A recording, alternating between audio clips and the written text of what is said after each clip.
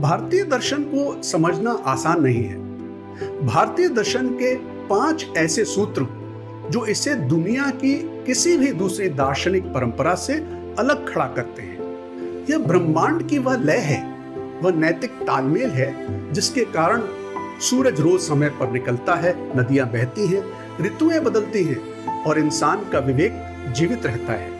कर्म को सिर्फ करना मत समझिए, कर्म शक्ति भी है और नियम भी। हमारे यहाँ भाग्य को अंधविश्वास नहीं, अपने ही कर्मों का आईना माना गया है। ये कहा गया, तुम्हारा भाग्य कोई बाहर से लिखने वाला नहीं है। हम जन्म और मृत्यु के चक्र में फंसे रहते हैं क्योंकि हमने यह मान लिया है कि जो दिखता है वही सत्य है।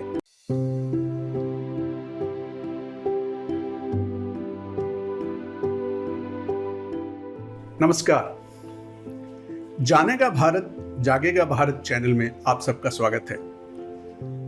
जब हम कहते हैं दर्शन, तो हम किसकी बात कर रहे हैं? क्या ये कुछ किताबें हैं या बस कोई पुरानी विचारधारा? जी नहीं, भारतीय दर्शन सिर्फ सोचने की बात नहीं है या कोई किताबी ज्ञान नहीं है, ये देखने की कला है। भारतीय दर्शन को समझना आसान नहीं है क्योंकि ये किसी एक ग्रंथ में नहीं समाया, ना ही किसी एक पंथ में सीमित रहा है। यह वेदों से शुरू होकर उपनिषदों, बौद्ध, जैन, सांख्य, योग, मीमांसा, यहां तक कि चारवाक जैसी भौतिकवादी मत तक बहता चला गया।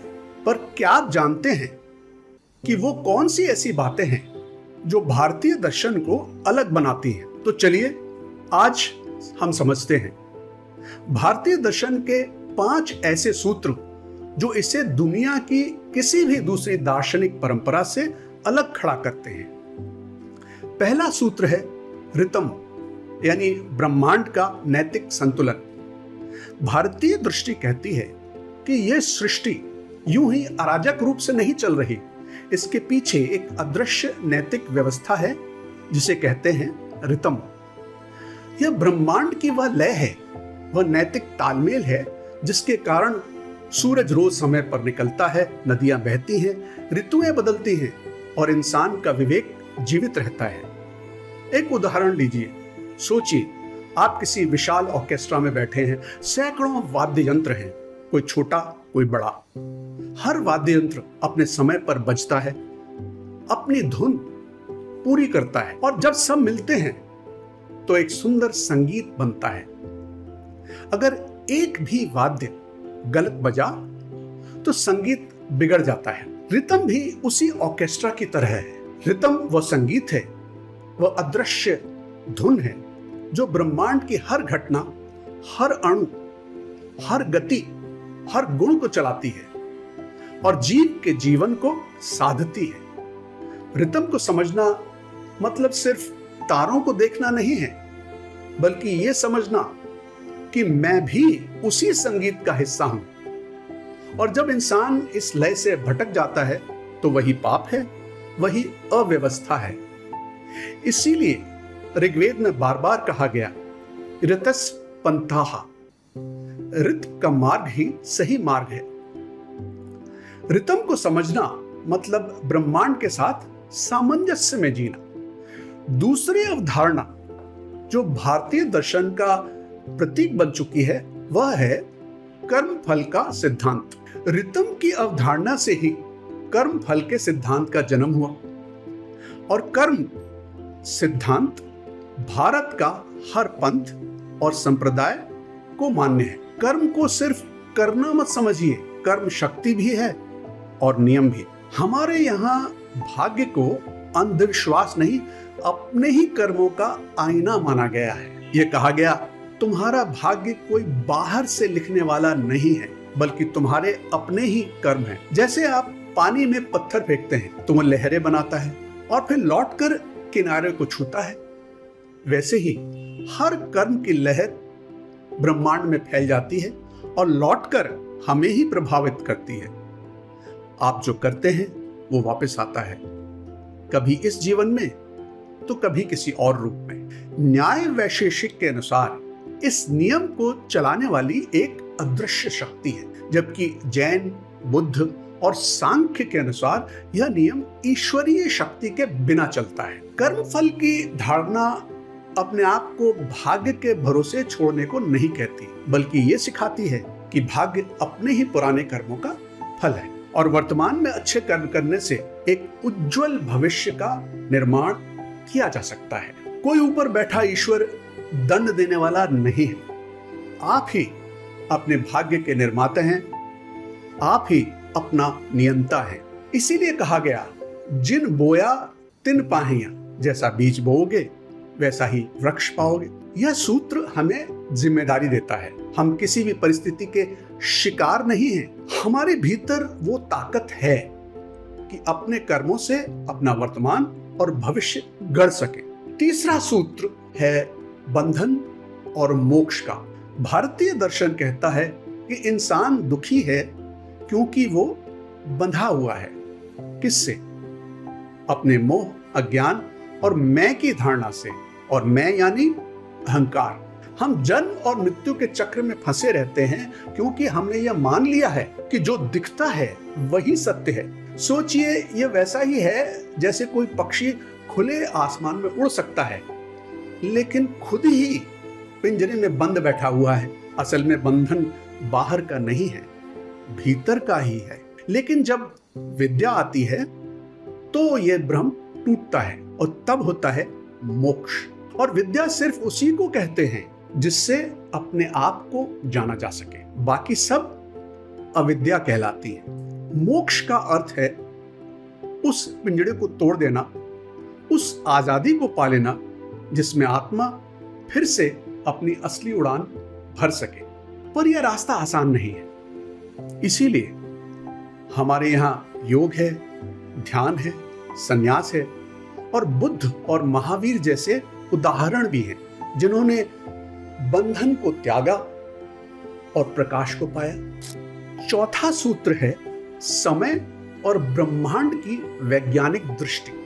इस देश से निकले जीवन दर्शन ने समय और अंतरिक्ष के अनंत विस्तार को जिस गहराई से पहचाना, वह भी एक अत्यंत आश्चर्य का विषय है। जब पश्चिम में यह माना जा रहा था कि सृष्टि कुछ हजार साल पुरानी है, तब हमारे ऋषि अरबों वर्षों के युग का विवरण दे चुके थे और इस ब्रह्मांड को अनंत और अनादि की संज्ञा दे चुके थे। सत, त्रेता, द्वापर, कलयुग ये कल्पनाएं नहीं थी, बल्कि समय को चक्र के रूप में देखने की एक वैज्ञानिक समझ थी। पश्चिम ने समय को एक सीधी रेखा की तरह देखा कि शुरुआत है और अंत है, लेकिन भारत ने समय को एक चक्र, एक वर्तुल की तरह समझा जिसमें सृष्टि बार बार जन्म लेती है और बार बार विलीन होती है। और इसीलिए हम उसे कहते हैं काल चक्र। और काल वो है जो हर चीज को निगल जाता है। सोचिए, ऋतुएं हर साल लौट कर आती हैं, गर्मी, बरसात, सर्दी। सूर्य हर दिन उगता है और ढलता है। तो ब्रह्मांड भी उसी तरह अनंत चक्रों में चलता है। हमारे लिए सिर्फ घड़ी की टिक टिक नहीं है समय, वह है एक गूढ़ बहुआयामी यात्रा, एक गहरी समझ कि जो अभी हो रहा है वह पहले भी हुआ है और आगे भी होगा, बस रूप बदलेगा। हमने समय को कितनी गहराई से देखा। भारतीय दर्शन कहता है ब्रह्मांड अनंत है, इसका न कोई आरंभ है न कोई अंत। यह अनादि है, यानी हमेशा से है और हमेशा रहेगा। उपनिषद कहते हैं पूर्णम अदः पूर्णम इदम पूर्णात् पूर्णम उदच्यते पूर्णस्य पूर्णमादाय पूर्णमेवा वशिष्यते। यानी अनंत से जब अनंत पैदा होता है तो फिर भी अनंत अनंत ही रहता है, कुछ कम नहीं होता। हमारे दर्शन का पांचवां सूत्र है सत्य की खोज। ये मानना कि सत्य की खोज ही जीवन है। यह दर्शन कहता है कि संसार की हर वस्तु बदलती है, रूप बदलते हैं, नाम बदलते हैं, शरीर बदलते हैं, लेकिन जो नहीं बदलता वही सत्य है। और वो सत्य कहीं बाहर नहीं, आपके भीतर बैठा है। जो केवल देख रहा है साक्षी भाव से, निष्पक्ष। उसी को जानना, उसी को पहचानना, यही जीवन का सर्वोच्च उद्देश्य है। यही कारण है कि हमारे ऋषियों ने कहा, अपने अंदर बैठे दृष्टा को जानो, क्योंकि वही शाश्वत है। इस खोज में ही जीवन की सबसे बड़ी तृप्ति है। संपत्ति, पद, नाम, यश सब क्षण भंगुर हैं, लेकिन आत्मा का सत्य शाश्वत है। उसे जान लेना ही सबसे बड़ा दर्शन है। हमारे ऋषियों ने कहा, आनो भद्राः कृतवो यन्तु विश्वताः, यानी सभी दिशाओं से शुभ विचार हमारे पास आए। यही है भारत की आत्मा। यह कहती है, सत्य कहीं से भी आए, हम उसे अपनाएंगे। तो दोस्तों, भारतीय दर्शन कोई संप्रदाय नहीं, मानव चेतना की खोज है। यह पूर्वाग्रह नहीं है, ना ही किसी परंपरा का बोझ है। यह है अपने भीतर की उस लौ को देखने का निमंत्रण जो सदा से चल रही है। और जब यह लौ प्रकट होती है, तब जीवन केवल जीना नहीं रह जाता, वह दर्शन बन जाता है। और इसीलिए हम कहते हैं, जानते रहिए, जगाते रहिए, क्योंकि जानेगा भारत तभी तो जागेगा भारत। जय भारत।